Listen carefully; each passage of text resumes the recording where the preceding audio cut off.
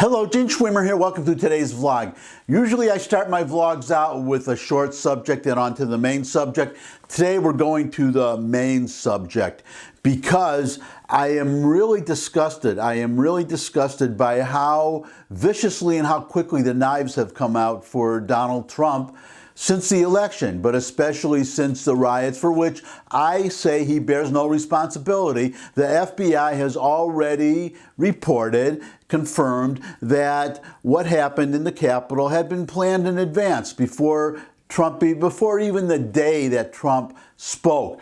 I'm not going to dwell on that today, though. I'm going to focus on, well, you already know from the title what my ultimate focus is going to be, the title of this vlog, but I need to preface it with a couple of articles to illustrate what I'm talking about the, well, I'm going to call it the persecution of Donald Trump. It says to me that they are really afraid of him. Even out of office, they are really afraid of him.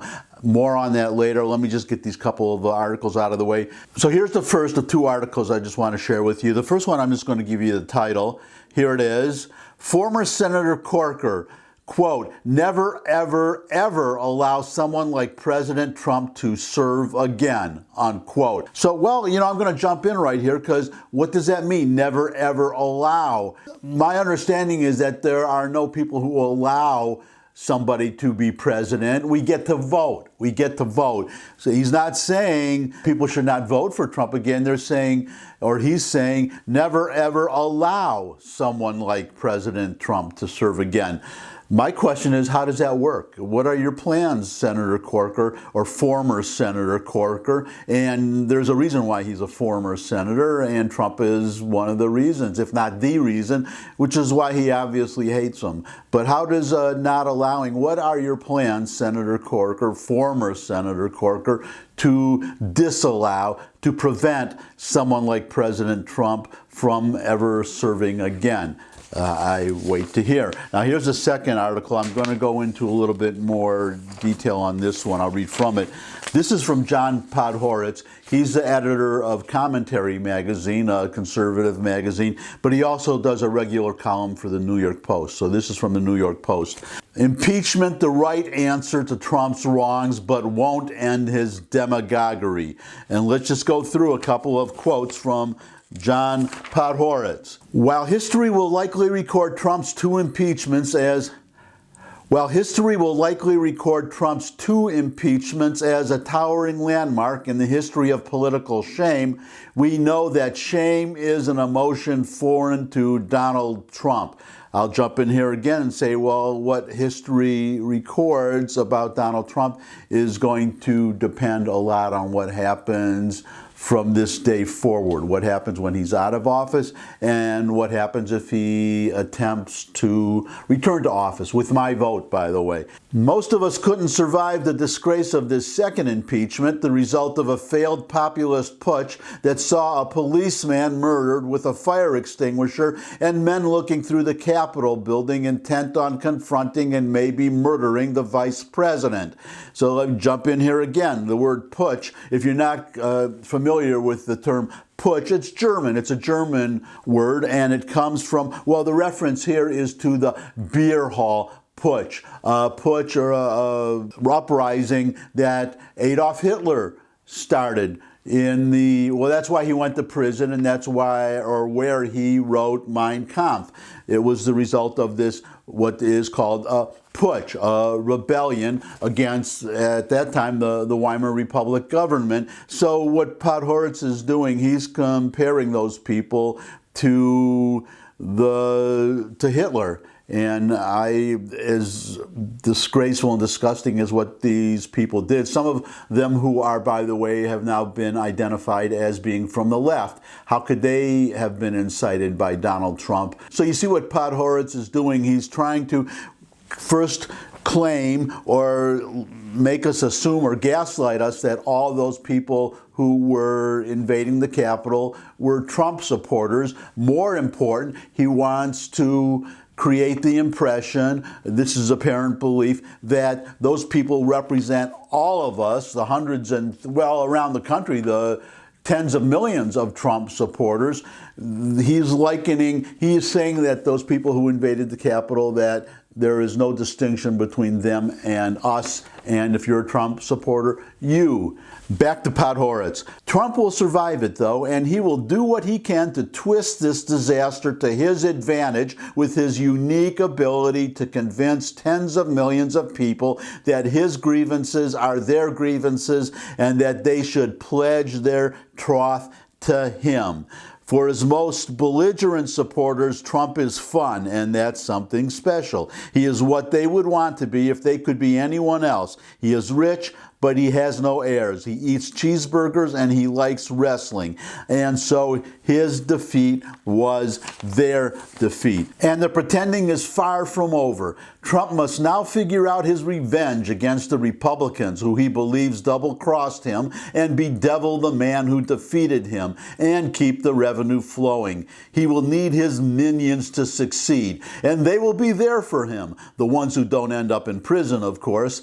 The second impeachment is not the end of the melodrama, alas. No, it's the beginning of the second act of the longest-running political horror of our time. Quote, Donald Trump, a demagogue like nobody's ever seen before, unquote. Let's just parse that a little bit. So your minions, you're basically, you're followers of James Jones. Remember the Jonestown, the people who drank the Kool-Aid? That's what he thinks of you. You're just mindless minions, just a rabble waiting to be fired up by the demagogue Donald Trump. That's what they think of you. That's what they think of you. And Podhoretz, to his credit, he makes it very, very plain. And that brings us to the final item, which is actually from me. This will pretty much say what I want to say. I might embellish a little bit, but I read this article, the one I just quoted from for you from Podhoretz, and I immediately wrote a letter to the editors of the New York Post where this article appeared. I can't say whether it's going to be published or not. I actually have had letters to the Post published in the past, many, many years ago, and the New York Times, as a matter of fact. But this is the letter that I wrote just a few minutes ago, maybe a half hour ago, to the New York Post. I'm just going to read it to you. And here we go. To the editor. In his piece, quote, Impeachment, the right answer to Trump's wrongs but won't end his demagoguery, unquote, John Podhoretz writes, Trump will survive it, though, and he will do what he can to twist this disaster to his advantage with his unique ability to convince tens of millions of people that his grievances are their grievances and that they should pledge their troth to him, unquote. Podhoretz leaves it to the reader to glean from the article the meaning of, quote, it, unquote. The meaning I glean is, quote, persecution, unquote. I heard Trump's entire speech, nothing in it that would incite a riot, never mind that the FBI confirmed that the riot was planned before the day of the speech.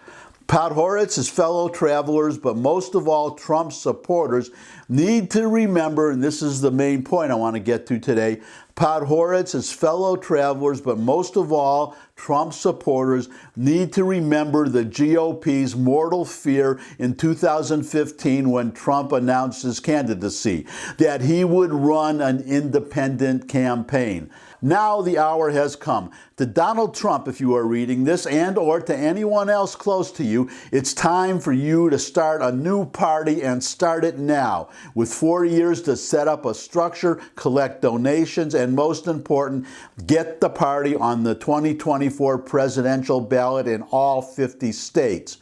Regardless of whether you are the new party's candidate in 2024, a new party is essential to give voice, permanent voice, to the millions who have been dismissed and disrespected by the elites in the decrepit existing two major parties, both of whose best sell-by dates expired in 2020. That's my message for today. We need a third party. The time has come. Donald Trump is the one. He's the first one actually. Well, he was the first president to not have held elected office before, to not have served in the military. I would not be disappointed, and I would not be surprised if in 2024 Donald Trump turned out to be the first president since Abraham Lincoln to be elected from a third party and maybe end the reign of one of the two major parties, probably the Republicans, the way Lincoln ended the Whig Party. It remains to be seen, but either way, whether he runs or not, as I just said, there needs to be a permanent bloc, a permanent party representing the bloc of millions of Trump supporters, millions of populists, millions of the kind of people who voted for Donald Trump, so that they don't just disappear after Trump does, because he's not going to live forever. None of us is. So there needs to be a permanent party that will give permanent voice for the kinds of people who are supporting Donald Trump and who will have children who will grow up to have the same beliefs. They need to have a permanent voice in American politics going forward forever. You have to have a situation where people like John Podhoretz and Bob Corker cannot ignore you or them or us. Just cannot ignore the voices of these millions of people, and in every election they are going to have to reach out to them, appeal to them, to us, in order to win an election. And I would not be surprised also if you do not, by the end of Biden's term, as we see the Democratic Party going farther and farther to the left, if we see, as I have heard, that Biden wants to reinstate the individual mandate for Obamacare and do a few other things, I would not be surprised if a third-party candidate, be it Trump or anybody else, but especially Trump, I could see him getting a lot of Democratic votes too and defeating both parties. I would love to see that happen.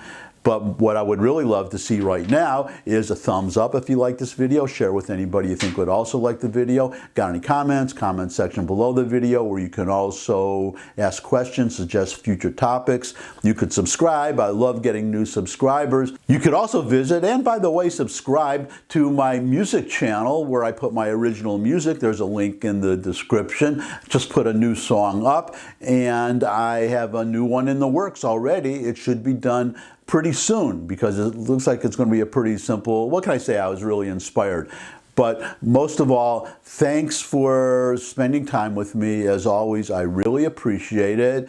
And I would add this time that if you agree with me that we need a third party, I already said share this video, but really, really share it. Get the message out. Tell everybody it's time for a third party if you agree with me that it's time for a third party. But most of all, come back and see me again. I look forward to seeing all of you again. And until I do see all of you again, bye.